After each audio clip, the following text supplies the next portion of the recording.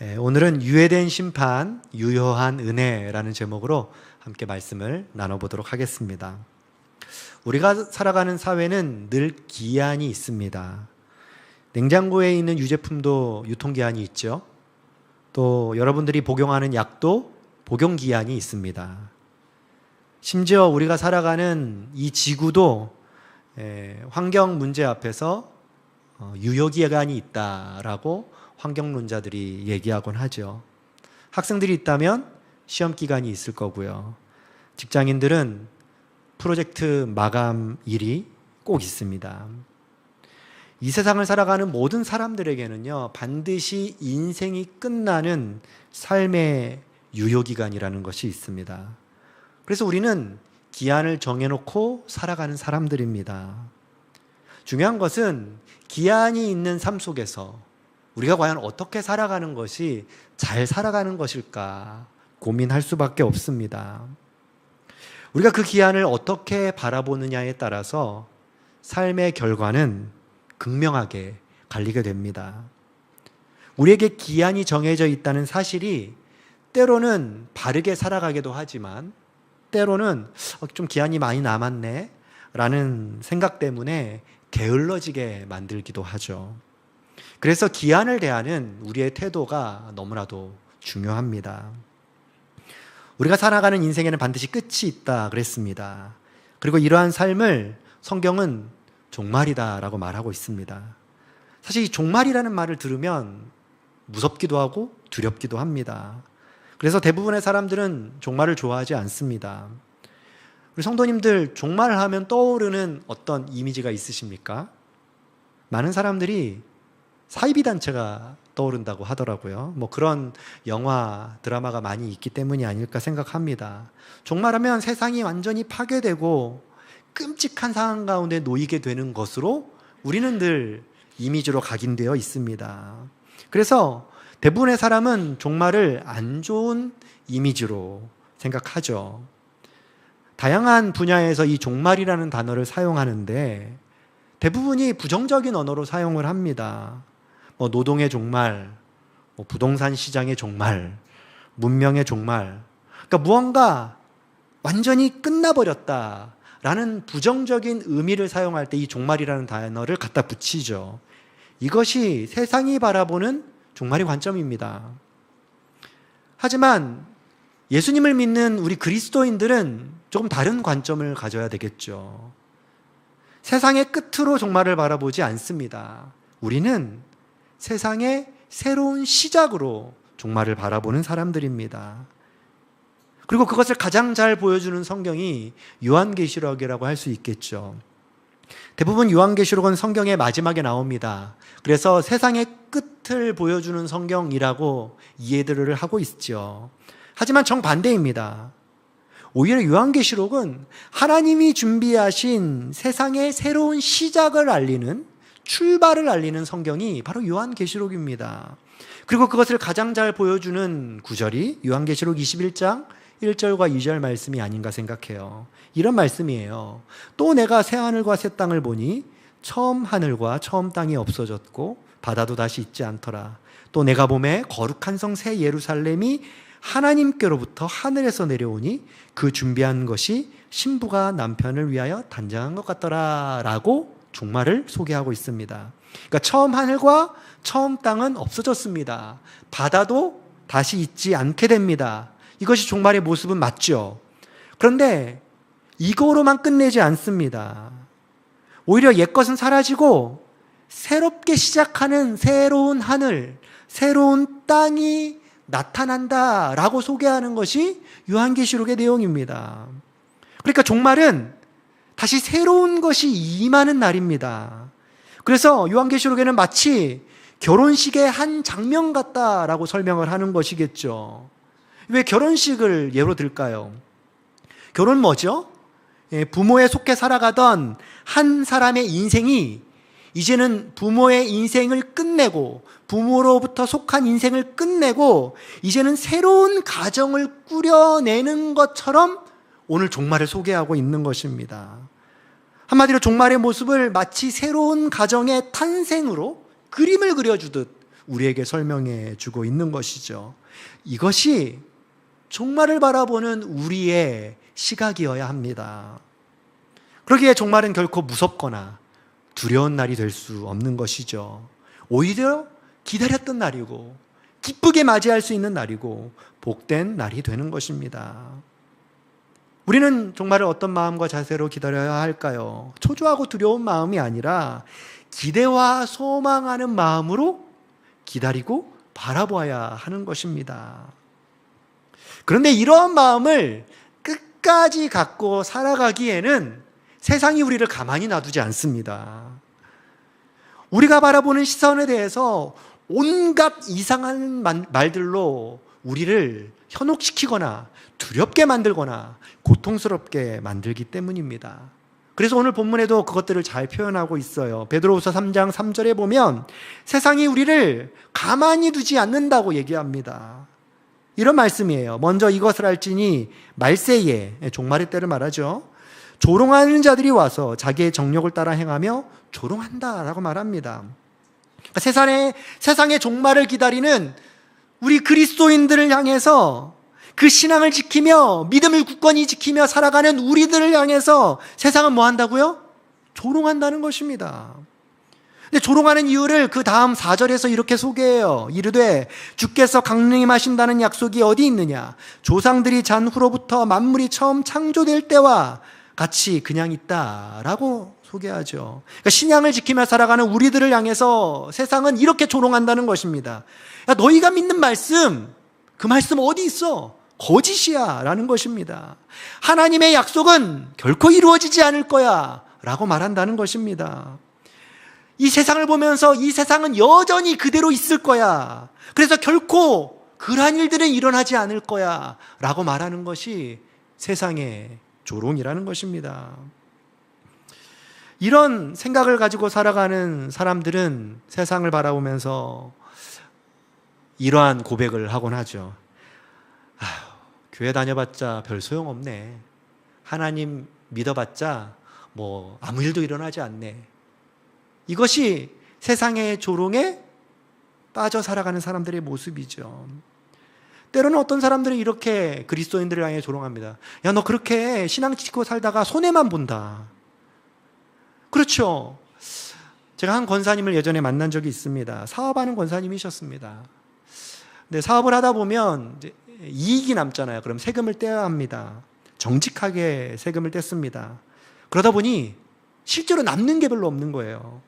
그래서 이것을 편법으로 해야 할까, 또 불법으로 해야 할까 참 많은 고민을 하면서 사업하시는 분이셨습니다. 세상은 그렇게 말합니다. 야, 너 그렇게 정직하게 살면 손해만 봐. 이것이 우리를 향한 세상의 조롱이죠. 어떤 사람들은 또 이렇게 얘기합니다. 야, 뭐 그렇게 미래까지 걱정하며 살아. 지금을 즐겨. 그래서 많은 사람들이 지금을 즐기며 마치 미래가 없는 것처럼 살아가곤 합니다. 오히려 너무 먼 미래를 바라보는 것은 마치 어리석고 이상한 것처럼 느껴지지요. 현실 세계에 매몰된 채 살아가는 그런 삶의 태도를 우리들에게 끊임없이 요구하죠. 그러다 보니 종말을 바라보는 우리의 마음 또한 흔들리기 마찬가지죠.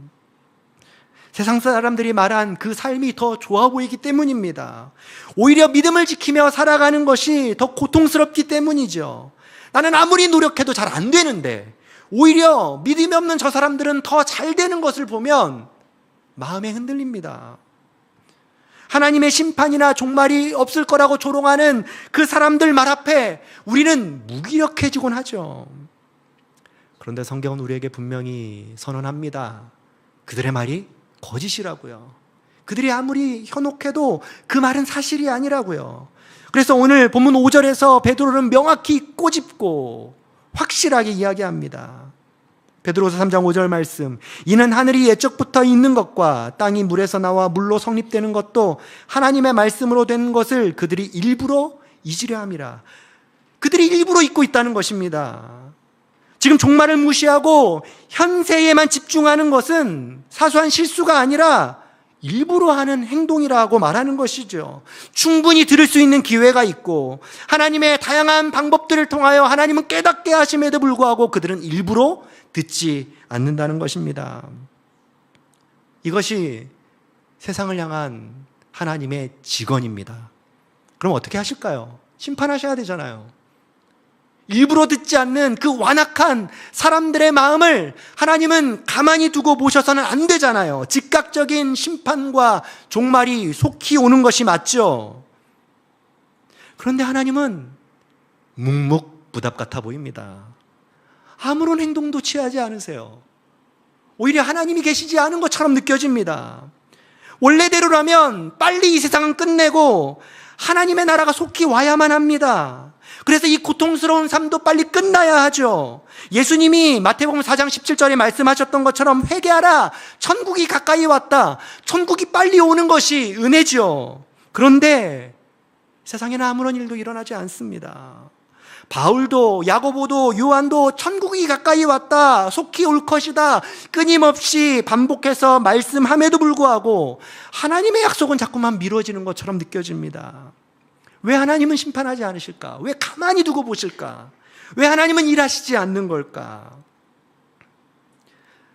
하지만 이 본문을 우리가 읽을 때 하나님이 아무 일도 하지 않는 것처럼 느껴지신다면 이 본문은 잘못 읽으신 겁니다. 이 본문에는 그런 의미로 우리에게 말씀하시는 것이 아닙니다. 오히려 여기에서 하나님이 더 강조하고 싶은 부분이 있어요.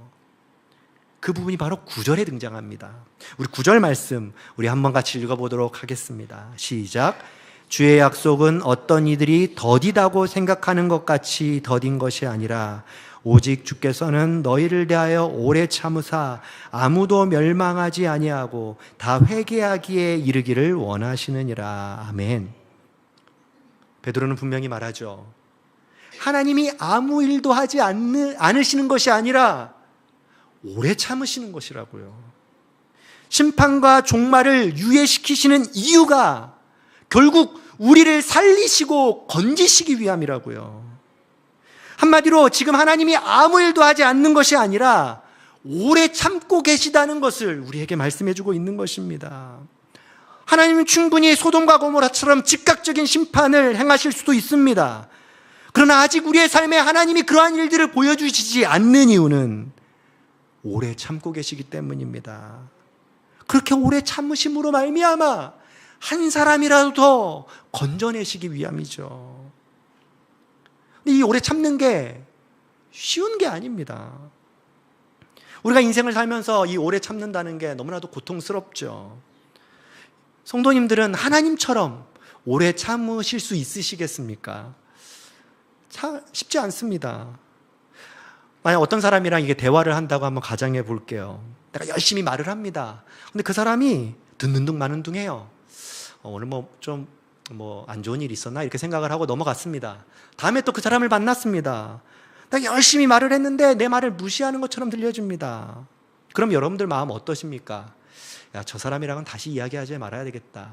손절각을 세우는 것이겠죠. 잘 안 참아집니다. 자녀를 양육하는 부모님들 어떠세요? 한두 번 말했는데 들으면 감사하죠. 그런데 두 번, 세 번, 네 번, 다섯 번 말했는데 안 들으면 어떻게 합니까? 고성이 당연히 난무하겠죠.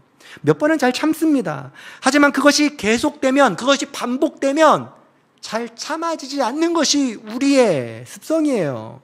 그래서 우리 스스로 인내의 한계가 다다랐다라고 말을 하는 것이겠죠. 오래 참는 것은 결코 쉽지 않습니다. 사랑하지 않고서는 불가능합니다. 사랑하는 사람만 끝까지 참을 수 있습니다. 그런데 하나님이 우리를 향해 참으셨어요. 무려 2000여 년의 세월 동안 참고 계십니다. 지금도 참고 계십니다. 왜 그러실까요? 우리를 사랑하시기 때문이죠. 사람들은 착각을 해요. 하나님이 오래 참으시는 것을 생각하지 않고 하나님이 계시지 않는가? 이렇게 생각하는 사람도 있고요. 하나님은 무능력한가? 하나님은 능력이 없는 분인가? 이렇게 생각하는 분도 계십니다. 하지만 성경은 우리에게 분명히 말씀합니다. 하나님이 지금 아무 일도 하지 않는 것처럼 보이는 이유는 우리를 사랑하셔서 오래 참으시기 때문이라고요.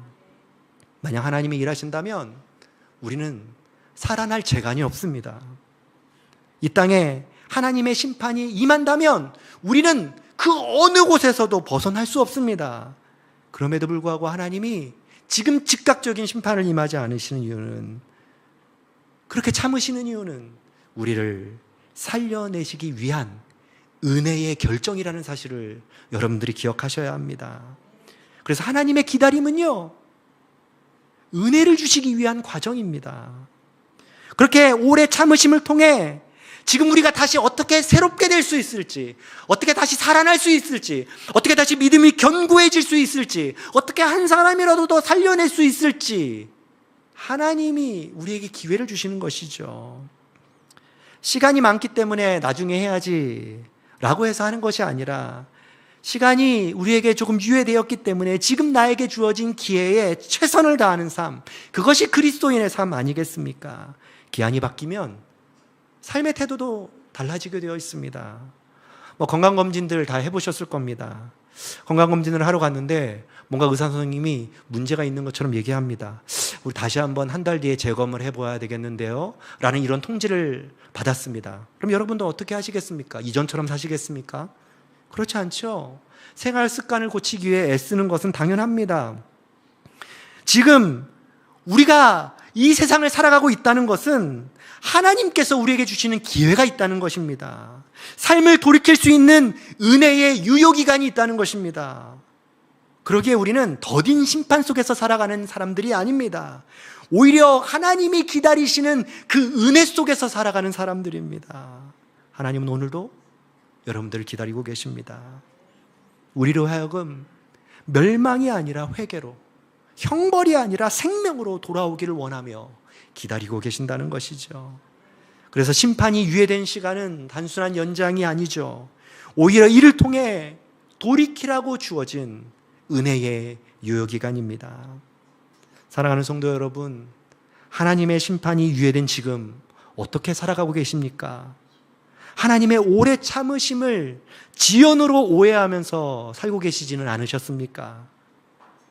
오늘 이 시간 우리가 살아가고 있는 이 삶의 현장이 하나님이 우리에게 주시는 은혜의 시간임을 바라보며 살아가셨으면 좋겠습니다.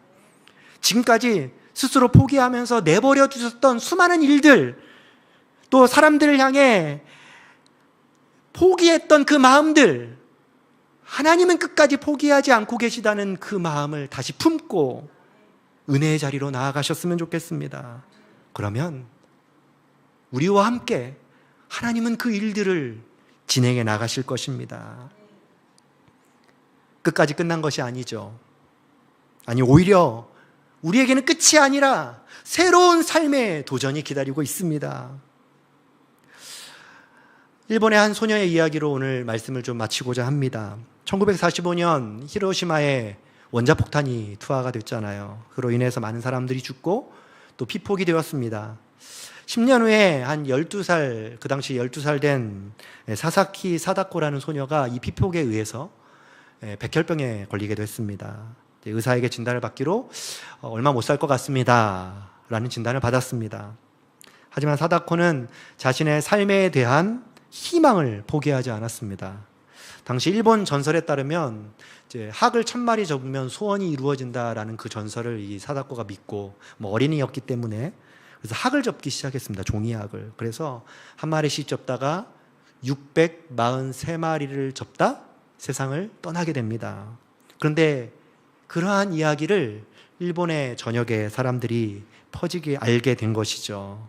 이를 통해서 반전운동이 일어났습니다. 그리고 생명의 소중함을 상징하는 인물이 되었다라고 합니다.